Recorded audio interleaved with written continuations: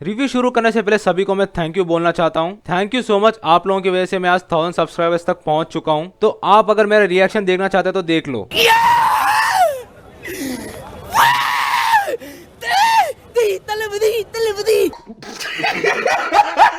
और अब रिव्यू को शुरू करते हैं। गेको मोरिया ने दिमाग से खेला और स्ट्रॉ हेड क्रू ने फिजिकल स्ट्रेंथ से सबको पेला। बिल्कुल नहीं पसंद आया। अब तू welcome to the review of Thriller Bark. तो कहानी शुरू होती है वाटर 7 से स्ट्रॉ हेड क्रू निकलते हैं फिशमैन आइलैंड के लिए। फिशमैन आइलैंड पहुंचने से पहले स्ट्रॉ हेड क्रू फेस करते one of the 7 warlords Gecko Moria को। लेकिन उससे पहले स्ट्रॉ हेड क्रू मिलते एक स्केलेटन से जिसका नाम है ब्रुक द हमिंग स्वॉर्ड्समैन। एक पायरेट था 50 साल पहले और उन पायरेट क्रू का नाम था रुम्बार पायरेट्स। लबून जब छोटा बेबी था तब वो अपने फैमिली से अलग हो गया था और लबून का मुलाकात होता है रुम्बार पायरेट से और वो छोटा सा वेल का बच्चा उनका बहुत ही ज्यादा करीबी हो गया था। लबून को रेड लाइन के लाइट हाउस के पास छोड़ देते हैं और क्रोकस उसका देखभाल करता है और रुम्बार पायरेट्स के पूरे क्रू मेंबर्स लबून से वादा करके जाते हैं कि हम रिटर्न वापस जरूर आएंगे। उसके बाद ब्रुक का कैप्टन यॉर्की किसी डिसीज से गुजरता है, वो मर जाता है बीच में और रेड लाइन से निकलने के ठीक 3 साल के बाद पूरी क्रू मर जाती है। लेकिन ब्रुक मरने से पहले एक डेविल फ्रूट खा के रखा था and it's a revive devil fruit. जब तक वो अपने बॉडी के पास रिटर्न आता तब तक वो स्केलेटन बन चुका था और वो अब स्केलेटन बन के जी रहा है। बहुत ज्यादा शौक लगा यही सुनकर कि ब्रुक 50 साल तक सर्वाइव किया अकेले। मतलब कोई नहीं था उसके आसपास, सिर्फ वो अकेला था। मतलब कैसे यार, अब तक तो इंसान पागल हो चुका होता। ब्रुक के लिए तालियां तो बजने चाहिए।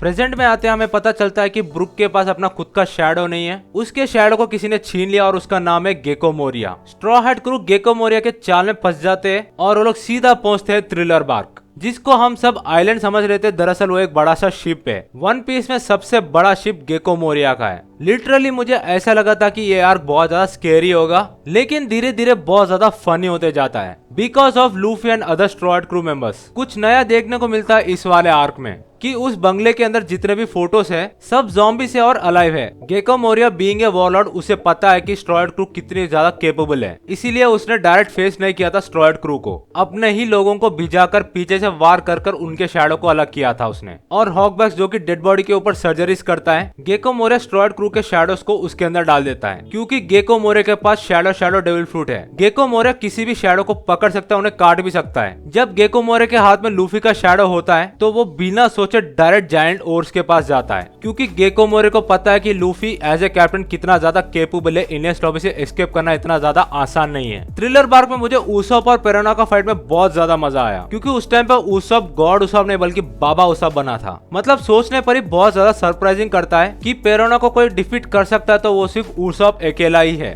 Luffy as a captain and as a devil fruit can not defeat Perona क्योंकि पेरोना ने एक डेविल फ्रूट खा के रखा है जिसका नाम है हॉलो डेविल फ्रूट, जिससे सामने वालों का विल नेगेटिव में बदल देता है। एंड यही केस उसॉप में उल्टा है कि उसका विल ऑलरेडी नेगेटिव में है तो पेरोना उसका कुछ नहीं बिगाड़ सकती है। इसी थ्रिलर बार्क में नामी को वेडिंग के लिए तैयार कर रहे होते हैं और अबसलम नाम का इनविजिबल कैरेक्टर उसे शादी करने वाला है। अबसलम का ओपोनेंट सांजी होता है और यहाँ पर सांजी सिर्फ नामी को किडनैप करने के लिए नहीं मारता है बल्कि उसको जो डेविल फ्रूट चाहिए था उसको खा लिया था अबसलम ने। उस डेविल फ्रूट एबिलिटी से कोई भी इनविजिबल हो सकता है तो सांजी उस डेविल फ्रूट को पाना चाहता था लेकिन नहीं मिला था उसे क्योंकि वो चाहता था कि इनविजिबल बनकर लड़की को ताड़ सके।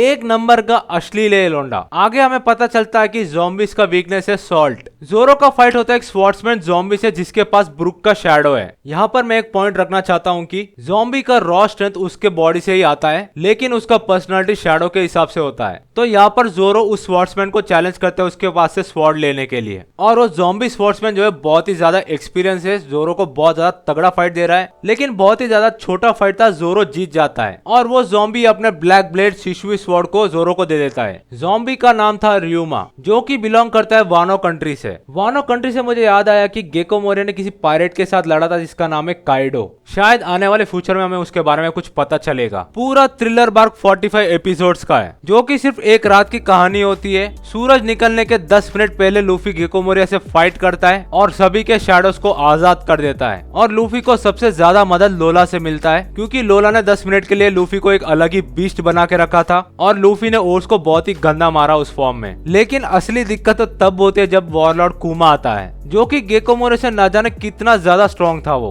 बिना किसी परेशानी से आराम से संभाल रहा था सबको। उसने एक डेविल फ्रूट खा के रखा है जिसका नाम है पापा फ्रूट, जिससे वो किसी भी अटैक को डिफ्लेक्ट कर सकता है, उसी अटैक को वापस से उसके ओनर के पास भिजा भी सकता है और एयर प्रेशर को कंप्रेस करके बहुत ही भयंकर शॉक वेव क्रिएट कर सकता है। और उसने किया भी था, क्योंकि कुमा को चाहिए था लूफी का सर, जिसको देने के लिए मना कर देते सभी लोग, और कुमा उनके लिए रिटर्न गिफ्ट देता है एक शॉक वेव। हम जानते हैं कि जोरो कितना ज्यादा स्ट्रॉन्ग है। जोरो कुमा के सामने अपना एक बात रखता है, लूफी की जगह मेरे सर को ले लो। कुमा उसके बातों से अग्री कर लेता है, लेकिन एक कंडीशन के साथ। लूफी जब गेको मोरे से लड़ रहा था, उसका जो पेन है उसे बाहर निकालता है कुमा। कुमा का जो नॉर्मल पाव है वो व्हाइट कलर का होता है, लेकिन ये पाव रेड कलर का है, जिसका साफ साफ मतलब है लूफी का पेन। सिर्फ एक छोटा सा पेन का हिस्सा जोरो अपने ऊपर लेकर देखता है, और वो छोटा सा पेन किसी मौत से कम नहीं था। फिर भी जोरो पूरा पेन अपने ऊपर ले लेता है। और थ्रिलर बार का सबसे बड़ा हाईलाइट जोरो का सीन ही था, एंड वो जो मोमेंट जब जोरो बोलता है नथिंग हैपेंड।